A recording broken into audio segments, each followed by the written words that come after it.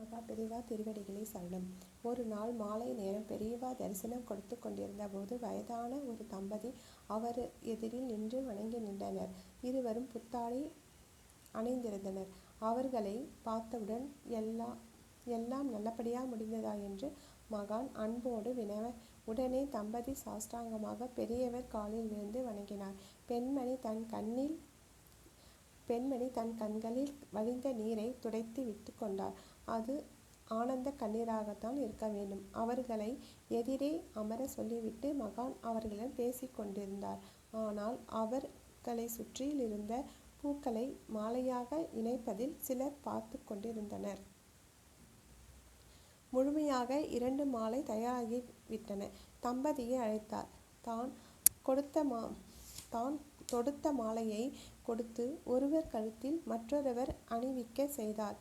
இந்த நேரத்தில் பெரியவா சொன்னதுதான் பேரில் அருகில் இருந்த வேத விற்பனர்கள் மந்திரங்களை சொன்னார்கள்.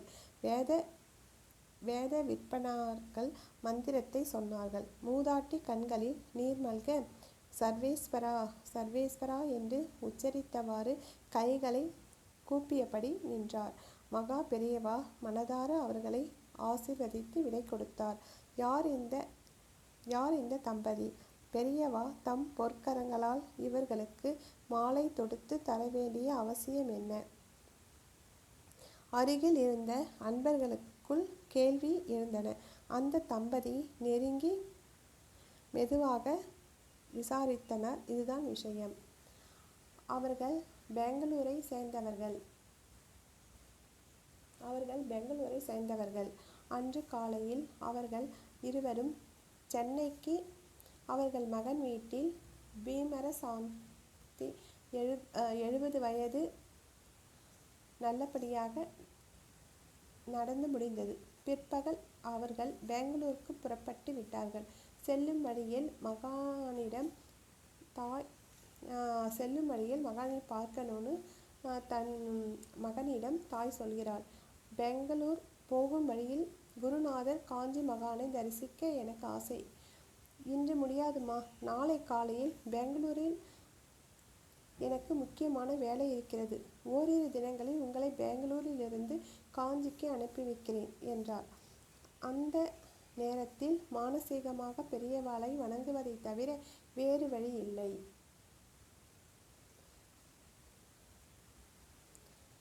என்று தாய் முடிவெடுத்தார். மனம் முழுக்க மகானின் நினைப்பு. எல்லோரும் 2 கார்கள் சென்னையிலிருந்து புறப்பட்டன. காரில் ஒன்று வேலூர் வந்து கிணை ரோட்டில் திரும்பிய போது ஆக்சில் உடைந்து நின்று விட்டது. காரை சரி செய்ய குறைந்தது 2 மணி நேரமாவது ஆகும் என்று சொன்னார்கள். அந்த நேரத்தில் அம்பாளின் மனதில் ஓர் எண்ணம். அருகில்தான் காஞ்சிபுரம். ஒரு கார் சரியாவதற்கு இன்னொரு காரில் காஞ்சி போய் மகானை பார்த்து ஆசீர்வாதம் வாங்கி வந்து விடலாம் என்று அம்மாளின் இந்த முடிவு மகன் உட்பட உடன் வந்தவர்கள் எவரும் எதிர்ப்பு தெரிவிக்கவில்லை. மற்றவர்கள் அங்கே விட்டுவிட்டு தம்பதி மட்டும் மகானை தரிசிக்க வந்தனர். அப்போது நடந்த வைபவம்தான் மேலே குறிப்பிட்டது. மகானிடம் ஆத்மார்த்தமாக அன்பு செலுத்துபவர்களை அவர் எப்போதும் கைவிட்டதில்லை என்பது இது ஓர் உதாரணம். மகா பெரியவா அனுகிரகத்துக்கு உள்ளான பெண்மணி பெயர் சுதா. மகா பெரியவாளின் அனுகிரகத்துக்கு உள்ளான பெண்மணியின் பெயர் சுந்தரம்.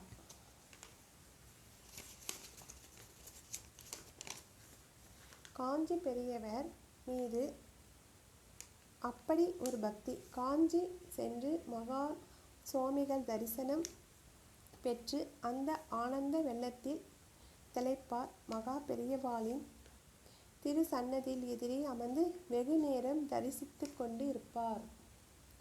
எப்போதும் காஞ்சி மடத்துக்கு பெரியவாளின் தரிசனத்துக்கு சென்றாலும் ஒரு கூடை ரோஜா மலர்களை கொண்டு செல்வதா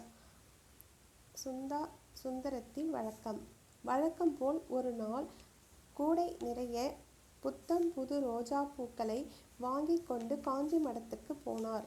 அன்றைய தினம் அவரது குடும்பத்துக்கு நெருக்கமான ஒரு பாட்டியும் சென்றிருந்தார். மகா பெரியவாளை தரிசிக்கும் போது வெறும் கையுடன் செல்லக்கூடாது என்பதற்காக குசேலர் அவள் கொண்டு போன மாதிரி ஒரு சீதா பழத்தை எடுத்து வைத்திருந்தார். மகா பெரியவாளை தரிசிப்பதற்காக பக்தர்கள் வரிசையில் சென்று கொண்டிருந்தனர். ஆளுக்கால் கையில் ஒரு மூங்கில் தட்டில் ஆப்பிள், வாழைப்பழம், மாம்பழம் என்று விதவிதமான உயர் ரக பழங்களை வைத்து கொண்டு நின்றிருந்தனர். தரிசனம் செல்லும் வரிசையில் சீர் செய்து கொண்டிருந்த மடத்து சிஷ்யர் ஒருவர் அந்த பாட்டியின் கையில் இருந்த சிறிய சீதா பழத்தை பார்த்துவிட்டு, பாட்டி, இது மாதிரி பழங்களை எல்லாம் பெரியவாளுக்கு கொடுக்கக்கூடாது. கொடுத்தாலும் அவர் ஏற்றுக்க மாட்டார். இதை கொடுத்துடாதீங்க. நீங்கள் கொடுக்கலன்னா ஒன்றும் குறைஞ்சி போயிடாது. சாதாரணமாக ஒரு நமஸ்காரம் மட்டும் பண்ணிட்டு போங்க என்று சற்றும் அலட்சியமாக சொன்னார். இதை கேட்ட பாட்டியின் மனம் வருந்தியது. தன் சக்திக்கு ஏற்ற மாதிரி எதையாவது பெரியவாளுக்கு அர்ப்பணிக்கலாம் என்று வந்தால் கூடாது என்று தடுக்கிறானே, ஒருவேளை பெரியவா இதையெல்லாம் ஏற்றுக்கொள்ள மாட்டாரோ என்று யோசித்து அந்த சீதா பழத்தை எவரும் அறியா வண்ணம் தன் முந்தானையில் இறுக்கமாக முடித்து கொண்டார். சுந்தரத்தின் முறை வந்தது. தன் காணிக்கையாக கொண்டு வந்த மூங்கில் தட்டை பெரியவாளுக்கு சமர்ப்பித்துவிட்டு பிரசாதம் பெற்று திருப்தியுடன் நகர்ந்தார். அடுத்து சீதா பழம்பாட்டியின் முறை. கைகளை குவித்து மகா பெரியவாளை வணங்கி அதன் பின் கன்னத்தில் போட்டு கொண்டு ஒரு நமஸ்காரம் செய்து பிரசாதத்துக்காக கையை நீட்டினார். மகா பெரியவா பிரசாதம் கொடுக்கவில்லை. பிரசாதம் தாங்கோ பெரியவா என்று கேட்டார் பாட்டி. புன்னகையுடன் பாட்டியை பார்த்து கொண்டிருந்த திரிகால ஞானியான மகா பெரியவா, முதல்ல நீ கொண்டு வந்த பழத்தை என் கிட்ட கொடு, அப்புறம் பிரசாதம் தரேன் என்று சிரித்தார். பாட்டி தவித்து போனார். பெரியவா என்ன பழத்தை கேட்கிறார் என்பது புரியவில்லை. காரணம், எவருக்குமே தெரியாதபடி முந்தானையில் முடித்து வைத்திருக்கும் சீதா பழம் பெரியவாளுக்கு எப்படி தெரியும் என்கிற சந்தேகம்தான். எனவே பெரியவா இதைதான் குறிப்பிட்டு கேட்கிறார் என்று தீர்மானித்து சீதா பழத்தை சட்டென்று எடுத்து கொடுக்க வேண்டும் என்று தோன்றவில்லை பாட்டிக்கு. ஆனால் அந்த பரபிரம்மா விடுமா? தனக்கு எதை கொடுக்க வேண்டும் என்று மனதில் சங்கல்பம் செய்து கொண்டு இந்த பாட்டி இங்கே வந்திருக்கிறார் என்பதை அறியாதவரா அவர்? எங்கே நீ கொண்டு வந்த சீதா பழம்? அதை கொடு முதல்ல. எனக்காகத்தான் கொண்டு வந்தேன் என்று கேட்டார். புன்னகை விலகாமல் பாட்டியை பார்த்து கேட்டார் மகா பெரியவா. இனியும் பெரியவாளிடம் ஏதாவது பேசி சமாளிக்க முடியாது. வாயை திறந்து சீதா பழம் கொடு என்று கேட்டுவிட்டார். எனவே புடவை முந்தானியில் இருந்து அதை எடுத்து துடைத்து கொடுத்தார். சீதா பழம் பாட்டியிடமிருந்து மகா பெரியவாளுக்கு மாறியது. அந்த சீதா பழத்தை எப்படி சாப்பிட வேண்டுமோ அந்த முறையில் பக்குவமாக ஒரு துளி எடுத்து சாப்பிட்டார். இதை நேருக்கு நேர் காணும் பாட்டி சந்தோஷத்தில் திக்கு முக்காலாடி போனார். பிறகு பாட்டியை பார்த்து ஆசையோடு, நீ கொண்டு வந்த சீதா பழம் ஒரு வில்லல் எடுத்து உன் கண் முன்னேயே போட்டுக்கிட்டேன் பாத்தியா என்று சொல்லி பெரிதமான ஒரு சிரிப்பு சிரித்தார். இப்போ தரேன் உனக்கு பிரசாதம், வாங்கிக்கோ என்று பிரசாதத்தை நீட்டினார் மகா பெரியவா. மகா பெரியவா திருவடிகளே சரணம்.